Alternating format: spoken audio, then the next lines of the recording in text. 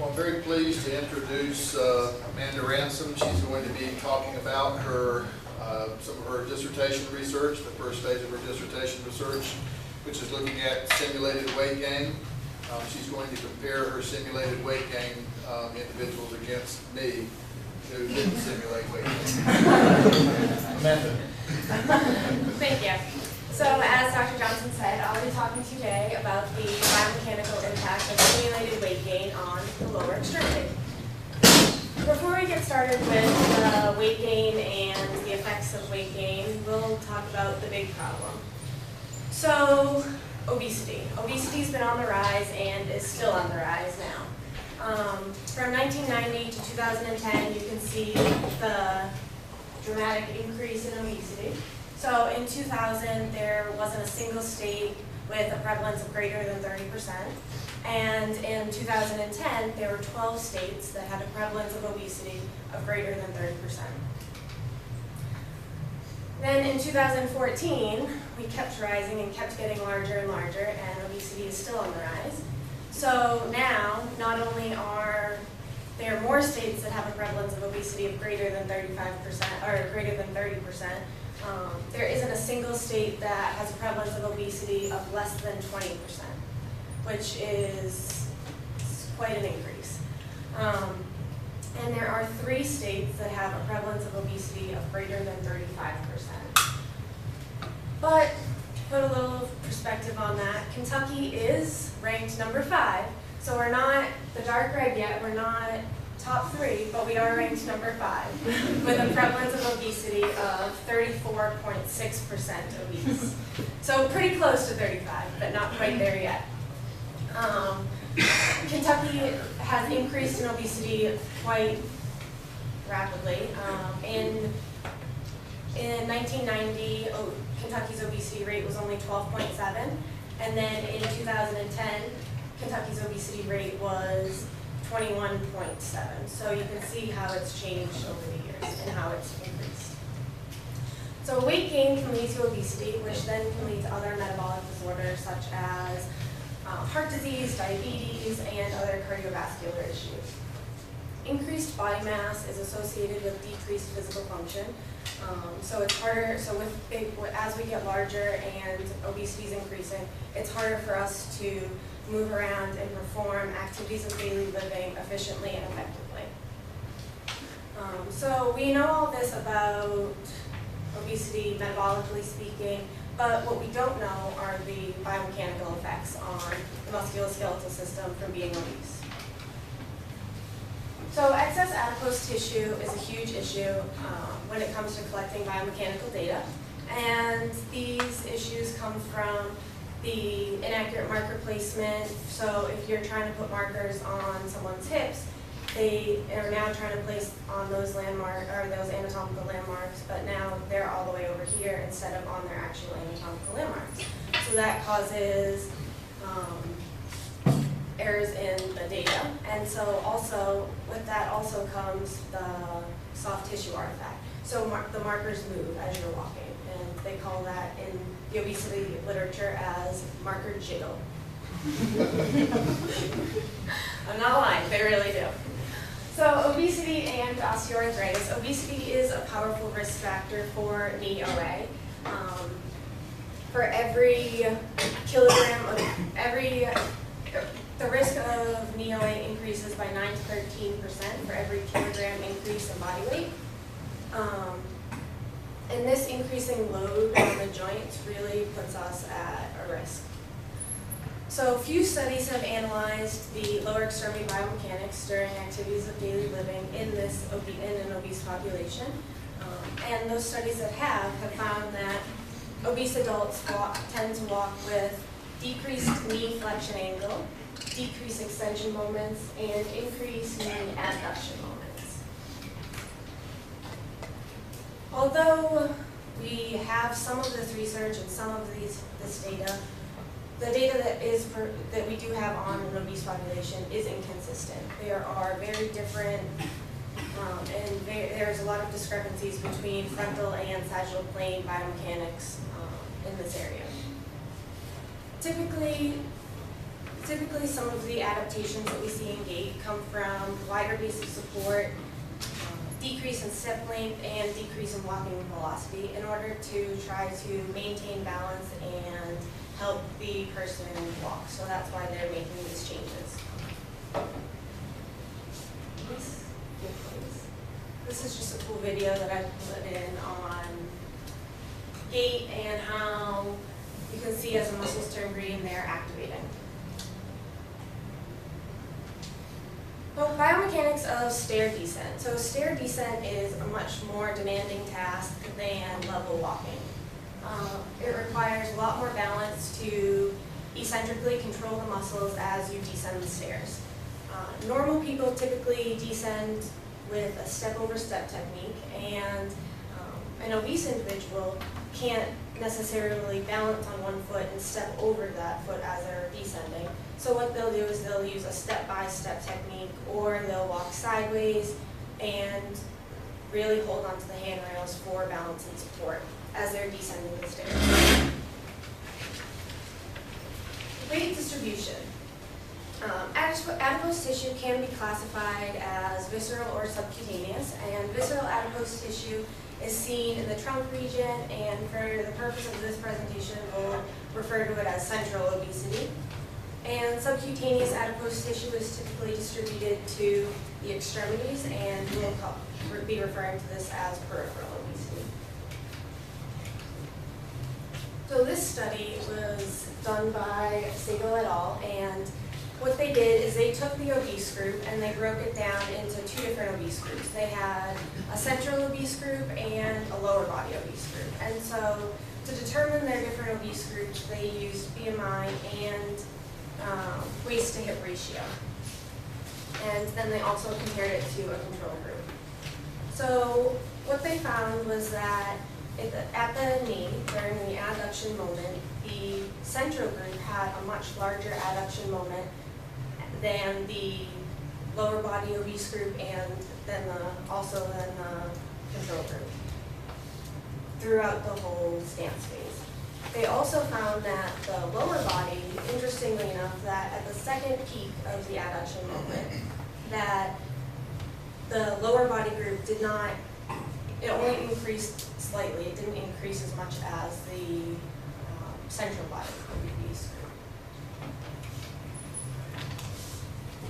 So this is why I started thinking about what does this mean, and why are the different loads, and why are the loads affecting us differently, and where they're distributed.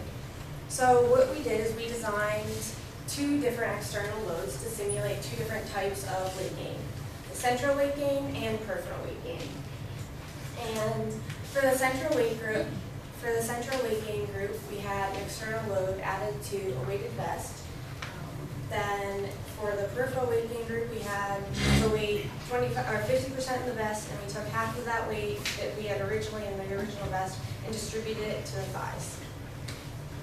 All the weight for this, it would be the same amount of weight, so it doesn't matter if you're in the central group or the central load or the peripheral load, it would still increase your BMI by 5 points. This is a picture of our load, so you can see the central load here, and the weight is just in the weighted vest, and then the peripheral load here, where the weight, half the weight's in the vest and half is on each thigh. The purpose of this study was to investigate the biomechanical implications of adding external load distribution centrally or peripherally to the trunk and lower extremity of healthy, normal weight individuals during the descent phase of stair walking. I have hypothesized that at the hip and knee, the simulated weight gain, so the central and the peripheral groups, would have an increased abduction moment and decreased adduction angles, along with increased muscle activity. The significance of this study is to see if we can model weight gain, and if this modeling of weight gain may lead to adaptations in gait and insights into different compensatory mechanisms that can be used when performing activities of daily living. This is important because these changes in movement patterns accompanied with weight gain may be a major reason that obesity causes injury and physical disabilities. For this study, we used 15 normal weight individuals, 5 males and 10 females. They were between 18 and 40 years old, and they all had a normal BMI to start before we loaded them. They were recreationally active, and in order to participate, they had to be weight stable for 6 months leading up to the study.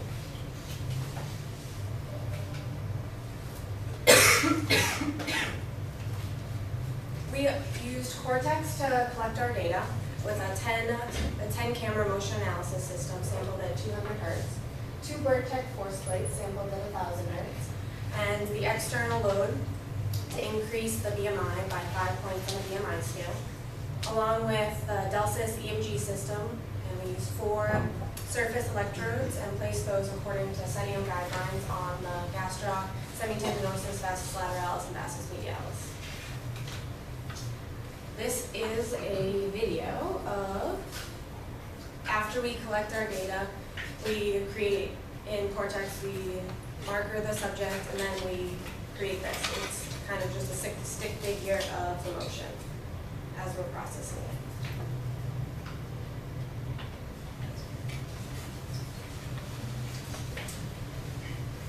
We used 56 anatomical markers and 40 tracking markers on our subjects. We standardized shoes, and we also used a stair apparatus that had 3 steps and a platform. And participants were allowed to descend stairs at a self-selected walking speed. After we collected, and we used this program, Visual 3D, to analyze our data. So we take from the stick figures and the markers, and we get to this.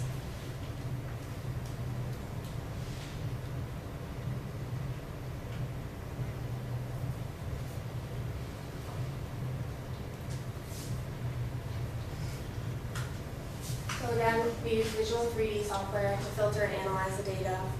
And our variables of interest were hip and knee, adduction angle, and abduction moments. We also looked at the percent stance phase, step width, and peak muscle activity of the gastroc, the semitendinosus, vastus medialis, and vastus lateralis. So our results. What we found was that the stance phase increased from the unloaded condition. So the stance phase was longer in the central and the peripheral during the descending task. And the step width was also larger in the peripheral condition. But interestingly enough, it was not, the 2 different loads were not different. The 2 different loads were not different in the stance phase, but they were in the step phase. At the hip, we found, you can see the ensemble curve of the hip adduction angle here. That really shows a good picture of how the peripheral load had a decreased hip adduction angle compared to the unloaded and the central load condition. And this is shown throughout the stance phase. And then for the peak hip abduction moment, you can see that the peripheral load was the greatest peak abduction moment. And there was also an increase here from the unloaded to the central. At the knee, surprisingly, there were no differences. So although we added all this weight to participants and had them descend stairs, we didn't find any differences at the knee. But what you can see is that the ensemble curve at the knee shows a different pattern for the peripheral load condition. So although it's not significant, there are changes and there are some things that are going on that are different from the unloaded and central loaded condition. The EMG results that we found were that the vastus lateralis was increased, the peak was increased in the peripheral condition and in the central condition compared to the unloaded, but did not reach statistical significance. And you can see the ensemble curve down below, that the patterns for the loads were pretty similar, but we might go back and look at the time at the peak or to see where those differences are from the peak. The vastus medialis was significant, so the peripheral lobe did have an increased peak muscle activity compared to the central lobe and the unloaded condition. And the vastus medialis also had a very similar pattern for all three conditions. So the gastroc was one of the more interesting muscles as you're descending the stairs. The peripheral lobe condition was different, that was greater, had a greater muscle activity than the unloaded condition, and a greater muscle activity than the central condition. And also, so the two loads were very different here. So although there's an increased muscle activity, between the loads there was something different going on. So the distribution may have played a role here. The semitendinosus, interestingly enough, increased differently. So the peak muscle activity of the semitendinosus was greatest in the central condition compared to the unloaded and the peripheral load, but also did not reach statistical significance. The unloaded condition exhibited similar stair descent biomechanics as previous studies in healthy populations, which is a good thing. So that means that our methods are good, and comparing to other previous research, our unloaded condition does match other research. So adding mass peripherally or centrally appears to alter joint mechanics at the hip, but not at the knee. And the hip and knee joints eccentrically control the motion in the frontal plane to stabilize when descending. This might be a compensatory mechanism or strategy that is used to increase stance time and increase step width to create more stability as the person with the load or the obese subject would be descending the stairs. Simulated weight gain increases EMG activity of the lower extremity in a distribution-specific manner. So where the weight is loaded really plays an effect, or we saw really had an effect.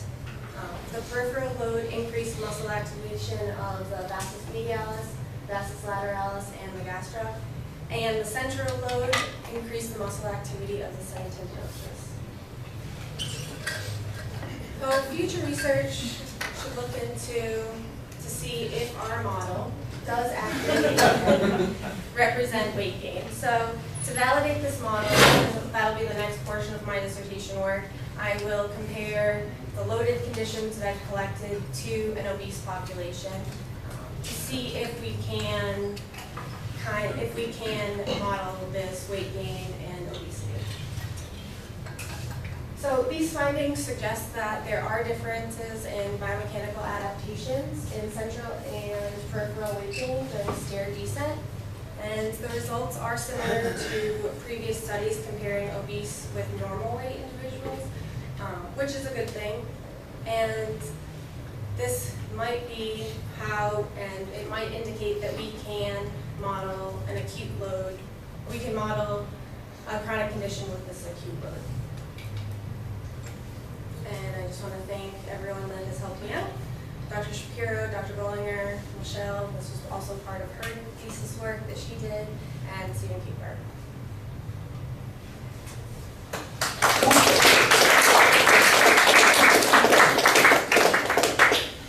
You've obviously tapped into my home security system to get video of me falling down the stairs. Questions for Amanda?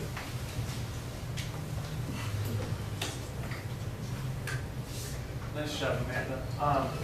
Can you speculate? I know this wasn't your goal, but I can't help but think and try to apply this to other applications, I guess, is what do you think the effect of acute loading centrally, let's say centrally, might have on balance, proprioception, those types of outcomes from that standpoint? Yeah, so as you're loading someone or they have greater weight, their center of mass is changing, and so their balance is obviously changing and affected. And so that you have to think about, and we noticed just loading our subjects centrally, so we put the load on them, and they really struggled to get up. So they would, if we had them sitting down, they really did a little wobble, or to get used to the load for a minute beforehand. They really had to get used to carrying the load and the balance, so that when they did go up the stairs, they didn't fall over. Sure. How, like, so on average, what was the 5 kilo per meter square increase in mass? Like, how much weight was that on average for, for the sample? It was about 20%, 20 to 22% of each person's body weight. Whoa. So it was a pretty large load. So it was anywhere from like 25 pounds to I think like 37 or 38 pounds. So it was a pretty large load that we really had. Did that load increase place all of your subjects in an obese BMI range? No, it actually, so we started with normal weight subjects, and it only increased their BMI 5 points. So it put them in the overweight group, not in the obese group. A limitation that we had, that we didn't put them in the obese group, but. Yeah. So you have a large age range there. Did you see any differences in like young to older in there, like response? So our range was large for IRB purposes. We really only had subjects that were, I think our oldest might have been 32 and our youngest was 21 or 22. So it was a smaller range than the subjects.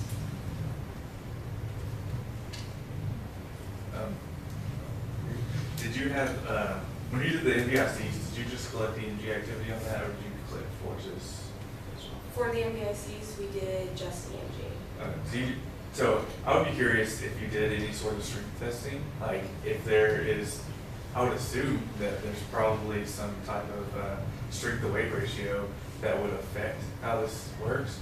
So it'd be interesting if a stronger individual doesn't change as much, maybe not a significant change, whereas a weaker individual might have a larger change. So you could possibly see like maybe responders and non-responders. Is that? Yeah, that's a good point. You said like future directions or ways to model obesity. Do you have any ideas about that? What you might do after we put into this stuff?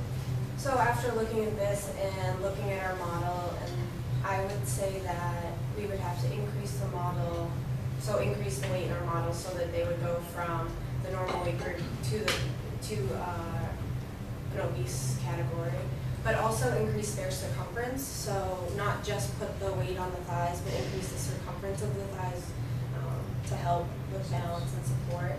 And the distribution is huge. So can you just place weight on the thighs and on the trunk, or do you have to place weight, the thighs, the trunks, the arms? There's smaller areas also. I got one more question. What was the circumference of like adding it peripherally? Because you said you didn't find increases in the knee abduction angle, right? Mm-hmm. So you think that maybe if there actually was a larger circumference, that would maybe happen? I don't know. It's like, what was the circumference that you guys? So it was a standard circumference for each person, because Okay. we used neoprene sleeves to load the weight onto the thighs, and I believe we didn't measure thigh circumferences. Thinking back, we probably should have taken thigh circumferences. We did waist to hip ratio, but we didn't do thighs, so I'm not sure how much each participant's increased, but it was a standardized increase. What was the size? You guys just used weight. We used the neoprene sleeves that we sewed pockets in, Okay. and then we placed ankle weights in the pockets, and we had Velcroed those to the thighs. Yeah, I was just wondering how like this actual circumference change would relate towards the kinematics. Yeah, I think it really would. It definitely increased the circumference, though. It did change, yeah, you could definitely Joe tell. was It was, participant, and you did increase thicker. it, didn't you? yeah. They had the weights pretty evenly distributed around their circumference. So I mean, it did add some girth to the Gotcha. thighs. It's just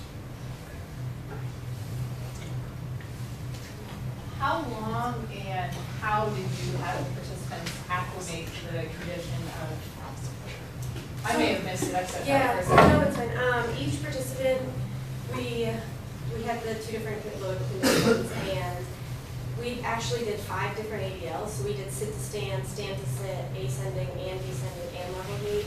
But there was a small acclimation period at the beginning of when we loaded them, but they didn't have it on for a significant amount of time before they performed the ADLs. Because obviously with obese individuals, they have the advantage that they've had a long period of time to adapt to it in comparison. So I wonder if, I don't know, if you had a longer sort of period of, you'll find out when you look at your obese individuals, but I wonder if maybe you'll see some discrepancies because there wasn't enough time to sort of acclimate to that condition. Yes, I agree with you completely, and that's a good point. But also, it's important to note that, as Joel said, immediately when we placed the weights on the individuals, they walked just anecdotally. They walked differently. They couldn't stand up from a chair as easily as fluidly as they could before. They had to really rock it the first few times they tried to stand up. So it did increase. I don't know how it increased them per se, but it did change. But I wonder if it increased them more than it would if they had adapted to it for a longer period of time. So, you know, it does create a change, but is that change reflective of what we would see if somebody had a longer period of time to acclimate to that excess weight? I have a suggestion, maybe you can strap Joel up for the weekend and see how he's doing on Monday. I don't think you would appreciate that. Have you ever considered looking at the differences between genders in the study? Because just by nature, women tend to have wider hips and typically carry more peripheral loads anyways compared to men who carry more central loads. So is that something, especially when you're going to compare it to the actual obese population, your next step that you've considered? So biomechanically, there's a lot of research that says there are no gender differences, and then there's another side of it that says that there are gender differences. So at this point, we just took everyone and tried to, I probably will tease out the gender differences a little bit and see if there is one, if there is an effect. But at this point, no, we haven't looked at gender